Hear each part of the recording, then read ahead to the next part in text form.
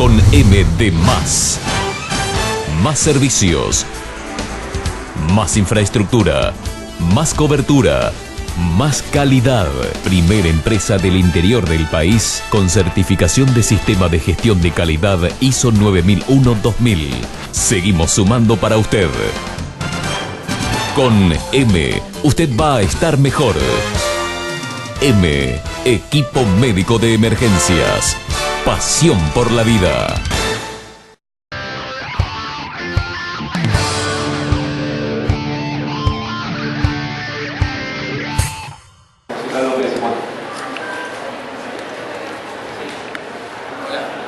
Gracias, señor presidente. La pregunta, tengo algunas dudas, pero voy a empezar por la siguiente. Volviendo al tema tarifario. Una pregunta sería si, teniendo en cuenta que la fijación de la tarifa actualmente vigente, a partir de la comisión mixta por un lado y del análisis del Consejo por el otro, tiene dos componentes. Por un lado, el componente técnico, que es el que determina la variación de los costos y lo que determina la necesidad del servicio. Y por otro lado, el componente político. El componente político es la merituación de la oportunidad, de las provisiones generales de los usuarios, y eso es una facultad que hoy existe en el Consejo Deliberante y que nos permite tener la posibilidad que esto no sea una cuestión meramente técnica, sino que también esté incorporado a este componente político. Pero político me refiero, claro está, no a política partidaria, sino al componente social. La pregunta sería, ¿por qué razón no se contempla en el pliego esta posibilidad al Consejo Deliberante? Es decir, la de que continúe con esta facultad de análisis, que también es, por supuesto, vinculado a lo que representa la tarifa técnica, pero que de ninguna manera puede ser dejada de lado, bajo una circunstancia que solamente determine eventualmente un organismo, que es el organismo de seguimiento, y por otro lado la facultad del Departamento Ejecutivo o hasta la obligación del Departamento Ejecutivo cuando supere el 10% de la tarifa. Esto es lo que realmente llama la atención, y la pregunta concreta es ¿por qué razón se ha dejado de lado este componente político, quitándole al Consejo Deliberante, que representa a todos los vecinos de la ciudad, esta posibilidad de analizar la tarifa en ese componente? Bueno, en realidad acabo de leer nuevamente el artículo 52 y creemos que está garantizada en absoluto, y bajo ningún punto de vista puede aplicarse la tarifa o sancionarse una tarifa sin la participación en la audiencia pública. La audiencia pública es obligatoria en este caso.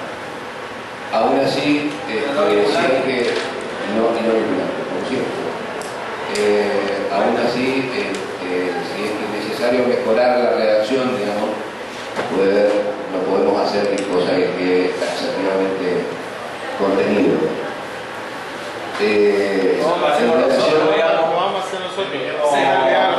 Por supuesto, para eso está la audiencia pública. ¿Por qué se le quitó a para eso está. Bueno, en relación a la. Es decir, primero que no es una atribución exclusiva, entendemos, de la Carta Orgánica del Consejo de Aplicación de la Tarifa. Entendemos del Ejecutivo, o sea, concretamente. Eso es una opinión nuestra. Y que, justamente, si nosotros pretendemos sostener un sistema a través de tarifas como son actualmente, no a través de otro esquema subsidiario como sucede, por ejemplo, en otras jurisdicciones como Salta, donde el Estado salteño paga cerca de 12 millones de pesos por usuario el déficit del sistema para sostener una tarifa, para sostener un sistema de pago de kilómetro, inclusive accede directamente a los subsidios, y al acceder a los subsidios, a estar alternativas políticas de cómo, si es que hablamos de tema política, de cómo poder resolver el sistema de transporte. Y pasa por una decisión política. Si, por eso vuelvo a reiterar, si nosotros lo atamos a las actuales condiciones, bajo un régimen tarifario y bajo un sistema de subsidio congelado actualmente, es necesario establecer, como está establecido en el anexo 3, un pliego, una polinómica muy clara que está utilizada por la Nación, y sobre eso tendríamos que discutir también en el Consejo. Es decir, a la hora de resolver ustedes, digamos, en el momento de la segunda lectura o todo en este proceso, y el tiempo que sea necesario desde nuestra parte también poder discutir ítem por ítem cada uno de esos puntos, eso es lo más importante. Porque una vez que eso queda plasmado, seguramente esa variación va a ser técnica. Y digamos, y por más que exista connotación política del medio, y si existe claramente una estructura, y si existe claramente una determinación de la tarifa, es muy difícil no aplicarlo, porque si no después vienen los juicios con mayores costos. Por ejemplo, en el caso del Estado, en la Municipalidad de Córdoba, digamos que el Estado cordobés tuvo que pagar 150 millones de pesos, digamos, a las prestadoras porque no se le reconoció la tarifa claramente dispuesta en una ordenanza. Entonces, lamentablemente, es una discusión técnica si es que políticamente la decisión es mantener las condiciones de sustentación como está. Esa es su opinión. Una pregunta más, una pregunta cortita. La pregunta es, ¿por qué razón siempre se pensó o siempre estamos discutiendo simplemente la cuestión de tarifa? Esto, si fuera el contador, quizás pueda darnos una respuesta más relacionada con los costos, que tiene que ver con la carga de los usuarios, la carga del servicio. Lo que tenemos que hacer, lo que deberíamos hacer, es tratar que el servicio sea utilizado por la mayor cantidad de gente posible y no estar siempre con la misma cantidad de usuarios cargándole el costo tarifario a poca gente, cuando lo que habría que incentivar es la posibilidad de ampliar el servicio y que por supuesto que esto tiene que ver con política, sin ninguna duda, porque la política que va a determinar varias medidas, no solo la de transporte, sino también del control del tránsito y una serie de cosas más que sería largo de enumerar. Pero la pregunta es, ¿por qué razón no se avanza con esta cuestión de buscar la manera de incentivar? Estableciendo diferenciaciones, carga, diferenciando la misma, por ejemplo, la propia tarifa, lo hemos dicho en algún momento cuando ustedes ya tuvieron, en el horario en donde la carga no es pico, establecer una tarifa diferenciada para incentivar a que el usuario tome el servicio y no estar corriendo peligro su vida subiendo 4 personas o en moto. Bueno, sería largo de seguir enumerando, pero un poco esa es la pregunta, la de por qué razón no se incentiva a que haya mayor cantidad de usuarios que utilicen el servicio. Bueno, concejal, lo que usted plantea tiene una lógica absoluta. Y usted está refiriendo cuestiones que yo las sostuve cuando le digo que la columna vertebral del sistema, indistintamente de quién lo participe, quién haga la prestación, es la tarifa. Y a partir de ahí, en su composición, lo que no sea mensurable, como son las variables políticas, lo socavan o lo sostienen. O sea, donde se toma una decisión política de agregar, por decirle, que llegue a un barrio nuevo que nos ha sucedido de 99 esta parte en incontable cantidad de oportunidades, donde se han habilitado nuevos barrios que en la traza oportuna no estuvieron. Uno le exige a la empresa que haga la prestación porque políticamente quiere que ese vecino se incorpore al sistema o a la ciudad. No podemos no creer ni comprender de que esa exigencia que se le traslada al empresario impacta en una estructura de costos necesariamente que en algún lado alguien la tiene que absorber. La tiene que absorber el Estado, si es que tuviera los fondos, la tiene que absorber el usuario con una mayor tarifa. Eso es lo que quise expresarle cuando hablo de que todo lo que no es puramente objetivo termina siendo absorbido o de alguna manera desarmando una estructura de costos que haga sostenible el sistema. Para abonar a eso, si me permite, concejal, una decisión política, por ejemplo, es sostener el boleto escolar a través de la tarjeta de voto. Esa es una decisión política. licitaciones. Es decir, están muy bien, o sea, los resultados han sido muy satisfactorios, ha aumentado la matrícula, ha aumentado la cantidad de pasajeros en cuanto al uso del sistema. Pero eso tiene una clara repercusión también en todo el sistema. Es decir, la brecha, por ejemplo, en tarifa plana se viene menguando a medida de que mayores actividades hay sobre el colectivo. Entonces, esa decisión tiene una connotación, es decir, toda decisión política tiene una connotación. Es decir, hoy, por ejemplo, el pasajero transportado que paga una tarifa plana y que en la mayoría de los casos no tiene la oportunidad de mandar a su hijo a la universidad, y mucho menos a la universidad privada, es el que en definitiva absorbe los costos de esa cantidad de pasajeros transportados que lo pagan.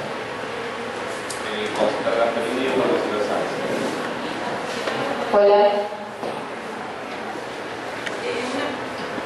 Yo quiero seguir dos preguntas que quiero hacer. Una con respecto a ver si me quedó claro la cuestión de la fijación de la tarifa.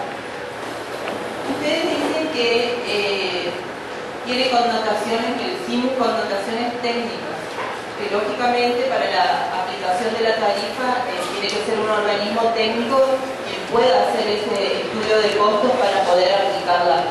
Ahora, yo no entiendo el criterio que utilizaron porque si por un lado dicen que ese organismo tampoco es vinculante, como tampoco lo son las audiencias públicas, quiere decir que ahora va a estar en cabeza del Ejecutivo Municipal la fijación de la misma, porque el componente político alguien lo va a tener que establecer.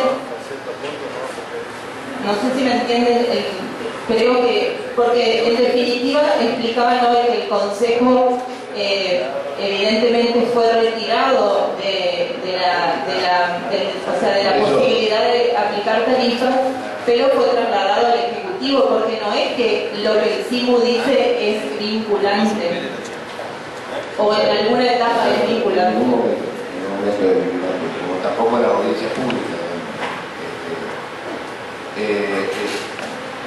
Creo que lo vuelvo a repetir, ¿no? O sea, el proceso es técnico a través de un análisis, a través del órgano de seguimiento del SIMU, la determinación de la variación de costos que está en una estructura adecuada, el llamado a audiencia pública, existe el mecanismo, digamos, del tiempo que se tiene que llamar a audiencia pública y todo en el propio artículo, y la fijación posterior del Ejecutivo.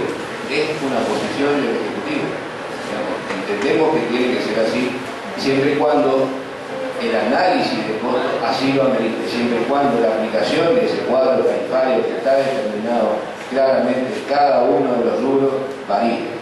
Claro, o sea, no hay un fundamento técnico, digamos, en la aplicación de que sea en definitiva quien define el Ejecutivo. Eso nomás quería, no, o sea, porque perfectamente podría ser, todo ese mecanismo podría ser trasladado. Obviamente, nosotros creemos que tiene que ser técnico, el Ejecutivo cree que claramente tiene que ser así. O sea, política ya viene sustentando, es decir, por eso lo vuelvo a reiterar, o sea, el caso de la robots, el caso de la mejora de algunos servicios, el caso de la incorporación de unidades experimentales a uno de los ramales, son decisiones que se tienen, digamos, y que van en beneficio de los usuarios del transporte. Bueno, otra pregunta es con respecto al anexo 2 del pliego de bases y condiciones generales. Cuando hablan del proyecto, digamos, conceptual, lo establecen en dos etapas. La primera etapa que va a ir del 2015 al 2017 y después a partir del 2017. Concretamente, o sea, ¿qué diferencias, qué inclusiones nuevas habría desde el 2015 al 2017, digamos, diferentes a lo que tenemos hasta ahora? Bueno, el artículo 1.2 del pliego de condiciones generales del anexo 2 están establecidos los ítems, digamos, de los dos sistemas. Por un lado, en la primera etapa se tiene que cumplir, fijar el uso de carriles preferenciales y corredores exclusivos en las áreas principales del centro, contemplar el uso de buses de mejor capacidad de transporte, implementar un nuevo sistema de información al usuario, lo que hablamos recién, refuncionalizar el sistema de ascenso y descenso de pasajeros mediante nuevos paradores de dársena, refugio, que permitan la combinación de líneas de transferencia de pasajeros en la zona del puerto local, e integrar el SIMU mediante un sistema de pago tarjeta única que permita la combinación entre líneas y ramales del SIMU. Eso se tiene que contemplar en la primera etapa, es decir, estamos hablando porque estamos hablando de una inversión en el caso de estos dos últimos ítems, del ítem del puerto, estamos hablando de una obra, de una inversión que hay que hacer. Eso se tiene que implementar hasta el 2017. Los otros tienen que ser al inicio del servicio de la concesión, es decir, los contratos se firman cuando estos ítems están cumplidos.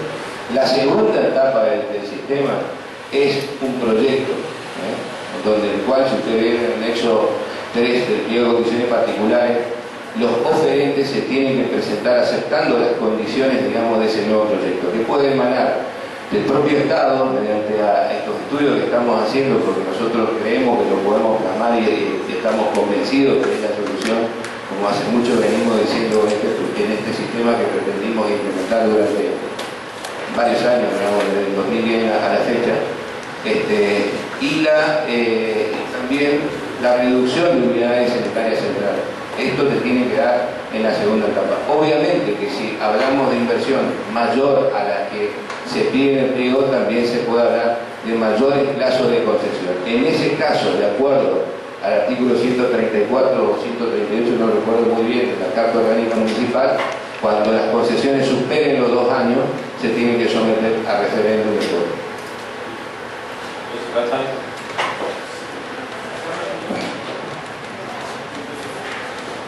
Sí, gracias, señor presidente. Básicamente era un poco, mi pregunta se basaba en lo que acaba de responder, porque creo que Maya, particularmente yo tengo una posición clara con respecto a que hoy tenemos la posibilidad histórica de dar una vuelta de rosca en lo que sea la calidad de servicio que debemos prestarle a la sociedad, en lo que sea transporte y basura. Y no tanto discutir el tema del costo, sino discutir un poco más servicio. Entonces, básicamente era esa la pregunta. ¿En cuánto tiempo, en qué tiempo, cuando termine de firmarse los convenios, si Maya tenía una posición también clara con respecto a lo que escuchaba, que si se podría redactar la redacción, nosotros ya vamos a hacer los cambios suficientes, para eso tenemos nuestra potestad de modificar la redacción de la ordenanza, aquellas dos modificaciones que creemos y consensuamos entre todos los concejales, lo vamos a hacer. Pero básicamente era eso, o sea, tangiblemente la sociedad, el ciudadano, el usuario, ¿en cuánto tiempo puede ver la mejora del servicio después que se pueda llegar a firmar estos pliegos de licitación? Está establecido en el pliego de condiciones generales, es decir, estos puntos que estábamos hablando de mejora, es decir, la información al usuario, la incorporación de unidades, la capacidad de pasajeros, los carriles, las mejoras inclusive de servicios, porque también eso hay que decirlo, también hay mejoras en cuanto a kilómetros de algunos servicios que actualmente tienen inconvenientes, y también se ven en el pliego de condiciones generales. Es decir, todos esos aspectos están contemplados, todas esas mejoras, y obviamente también la incorporación de unidades de 0 kilómetros, porque hay un porcentaje que tiene que tener unidades de 0 kilómetros, está establecido en el pliego de condiciones particulares, tienen que darse al comienzo de los servicios, al inicio de los servicios. Esto es, una vez que se adjudican, 180 días después, que es el plazo en el cual se puede traer unidades, se puede incorporar los chasis nuevos, se puede carrozar y todo eso, ¿no? Ese es el plazo que te pone. 180 días. Exacto. Ya los 180 días de las ganitas todavía que estamos esperando. Y en este caso no van a firmar los contratos de concesión y no van a poder iniciar los servicios. Ojalá que eso no ocurra, porque si no ahí sí sería un grave retroceso y tenemos que volver a visitar. Y después vamos a seguir con las intervenciones de los siguientes participantes. Gracias. Bueno, tengo una serie de preguntas puntuales con el artículo del pliego. pero no voy a dejar pasar por alto la afirmación que hiciera el subsecretario de Transporte con respecto a quienes sustentan este proyecto gratuito. El proyecto gratuito no lo sustenta el usuario del proyecto plano. Lo financia el municipio claramente en su presupuesto anual y fija recursos que van a permitir que se lleve adelante esa política de Estado. No voy a permitir que se tenga esa falacia que busca poner al usuario del boleto plano, permiso, busca poner al usuario del boleto plano en contra del usuario del boleto gratuito, y eso no es así, hay que aclararlo porque tiene una responsabilidad funcionario del área de transporte al decir una cosa como esa. Hasta ahora. Hasta ahora. Ahora estos temas los vemos en el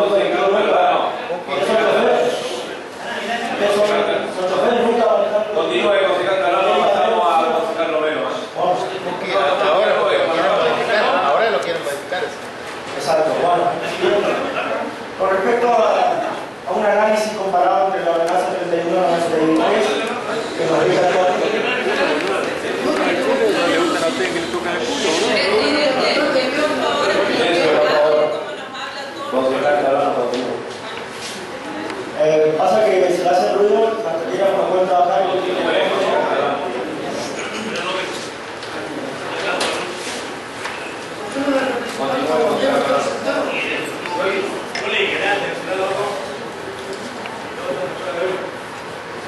gracias. Bueno, comparando la ordenanza por dicho 31, 93, la 95, con la propuesta actual que estamos analizando hoy, uno encuentra una llamativa falta, digamos, que tiene que ver con la prohibición que tenía que tiene la ordenanza actual, tenía originariamente, luego fue modificado, de la concentración en un grupo empresario o en una sociedad de varias empresas. ¿Por qué este proyecto reproduce la situación actual de concentración y no busca la competencia, digamos, o la diversidad empresarial, estableciendo ese tipo de cláusulas que sabiamente hayan sido introducidas en el pliego en su momento del año 98? Bueno, es polémico el concejal Calvano. Evidentemente no me expliqué muy bien el concejal cuando ninguno dice que quiere poner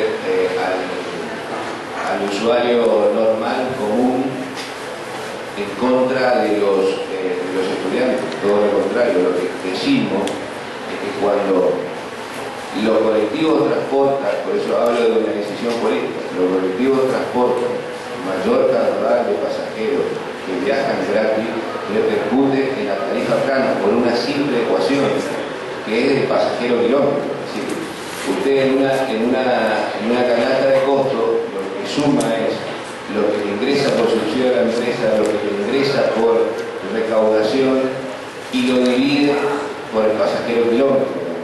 Entonces, obviamente que cuando tenemos menos pasajeros que pagan, más se va ampliando la brecha del que paga. A eso me refiero, concejal.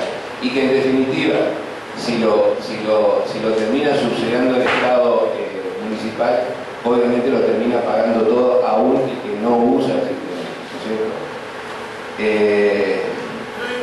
En relación a lo... perdón, ¿cuál era la otra? ¿Por qué no se contempló la cláusula antimonopolio como estaba en el pliego general? Mire, la configuración de los servicios como está en los grupos, como se configuró, creo que garantiza la aplicación de la cláusula antimonopolio. Es decir, nosotros tenemos tres grupos a licitar.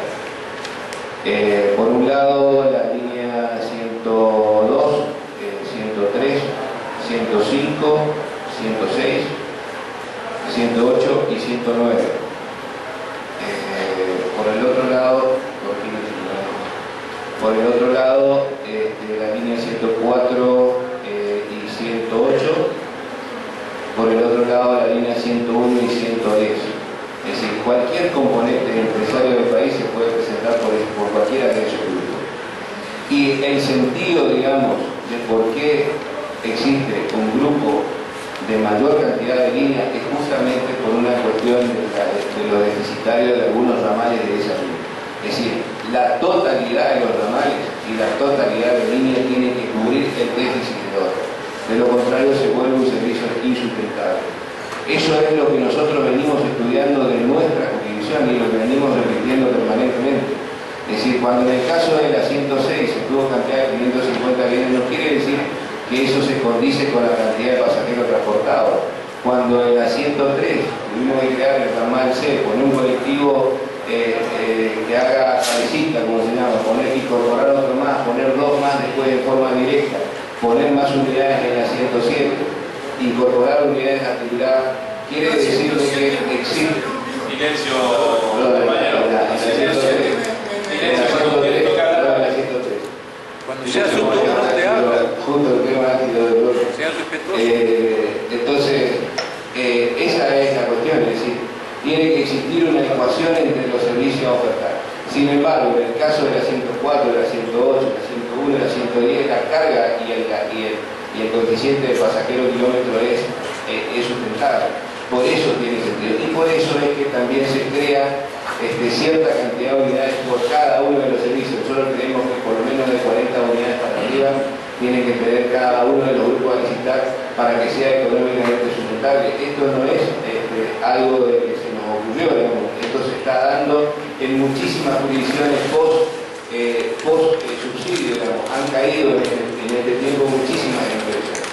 El caso más patético, digamos, por decirlo así, el caso de San José de Flecha Bus, en Formosa, que ha puesto unidades con aire acondicionado, porque hoy, por ejemplo, no puede sustentar el servicio producto de esa situación que acabamos de repetir, digamos, donde no pagan los 931, donde se viene cayendo las empresas y ha salido el Estado municipal a ofertar los servicios en otras jurisdicciones. Es decir, está sucediendo en el Chaco. Es decir, en el Chaco va a haber ya, hubo 3 días de paro, digamos, por esta situación. Hay una empresa, digamos, con una pequeña unidad de colectivo que pudo salir adelante mediante los subsidios, pero que a partir del congelamiento de los subsidios y a partir de la tasa tarifaria está generando complicación. Esa es la realidad y por eso se busca este componente. Concejal Romero. Concejal Romero, pero yo no terminé una pregunta más, concejal, porque si no, los expositores también... Sí, no entiendo cuál es la razón de ser de que venga a funcionar si usted me deja preguntar, señor presidente. Estoy haciendo preguntas puntuales del tiempo, no estoy haciendo preguntas... Pregunte, concejal, pero bueno, completa también el tiempo de los señores que han venido a la audiencia. Bueno, con respecto a usted manifestó que la visión del Ejecutivo es que en la cuestión de la decisión tarifaria o de aumento de tarifas no necesariamente debe corresponder al Consejo Liberante. Con respecto a otro punto que sí también, a nuestro entender, yo aclaro que sostengo lo contrario, creo que es una atribución nuestra, pero no vamos a seguir en esa discusión. Vamos a un punto más importante, me parece, que es el tema de la prórroga de las concesiones. La Carta Orgánica claramente determina que las concesiones la otorga el Consejo Deliberante. La prórroga es una continuidad de esa concesión. Si vemos el artículo 19 del reglamento, establece que el órgano de seguimiento del CIMU tiene 30 días contado a partir de la presentación que hace un empresario, puede ser un prestatario, que solicita una prórroga. Es decir, esos 30 días, en esos 30 días también. Y luego, el Departamento Ejecutivo tiene 30 días también, a partir del dictamen del órgano, para acceder o denegar la solicitud. O sea, estamos recayendo sobre el Departamento Ejecutivo la facultad de prorrogar. No suficiente, dice que vencido este último plazo sin que el TEN se hubiera pronunciado, se considerará aceptar tácitamente la solicitud de prórroga. O sea, estaríamos hablando de que en este proyecto está previsto la prórroga tácita sin intervención ni siquiera del Departamento Ejecutivo, solo con un dictamen favorable del organismo del CIMU, el órgano de seguimiento del CIMU. ¿Esto a qué responde este tipo de artículos, señor secretario? ¿Cómo pretende que continúen los servicios si, por ejemplo, la licitación queda desierta, concejal? Obviamente tiene que haber una prórroga de derecho, después tiene que haber un nuevo llamado a licitación, es obvio que es así. De lo contrario, los correntinos se quedarían sin servicio. Eso está en la última parte del artículo, cuando dice que de ser denegada la solicitud de prórroga, se continúa prestando servicio en las condiciones previstas. Pero no es lo mismo que lo que está en la primera parte del artículo, donde legalmente se le otorgaría la prórroga de 5 años a solicitud de partes y con el silencio de la administración, digamos. No es lo mismo, señor secretario, no sé si en la redacción hubo una confusión, como en el artículo en el cual el concejal Romero hizo hincapié al comienzo, o no sé, por eso pregunto cuál es el verdadero objeto de este tipo de artículo. Justamente está destinado al proceso licitatorio, concejal. Es decir, cuando el proceso no puede continuar por alguna variable, digamos, determinada, un imponderable, se establece un sistema de prórroga. Pero obviamente la prórroga siempre es precaria. Digamos, entonces el organismo de aplicación va a tener que evaluar de vuelta y tomar un nuevo proceso licitatorio.